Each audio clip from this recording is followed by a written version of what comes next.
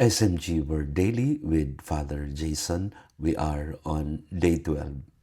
Huwag mong paghintayin si Jesus. Iwanan na ang lambat, sumunod sa Kanya. Lumakad si Jesus sa tabing dagat. Abala ang mga mangingisda sa kanilang gawain. Nililinis ang lambat, inaayos ang mga buhol-buhol, inaayos ang tali. Walang kakaiba, isang karaniwang araw. Sa mga karaniwang araw, dumarating ang Diyos.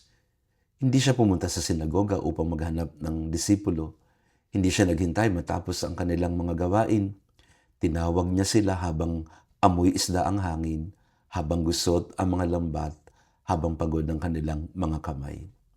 Si Jesus ay dumarating sa ating buhay, sa mga ordinaryong pagkakataon, sa mga oras na tayo pagod, nalulumbay, sa mga pagkakataon na hindi tayo handa.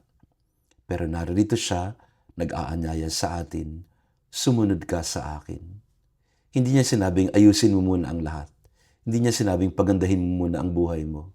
Ang sabi niya, follow me, sumunod ka. May kanya-kanya tayong lambat.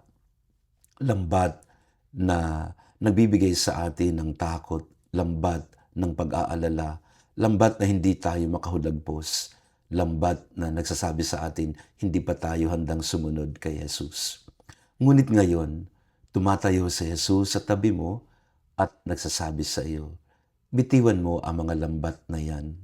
Huwag mong panghawakan ang mga bagay na hindi naman talaga maaasahan. Narito ako. Sumunod ka sa akin.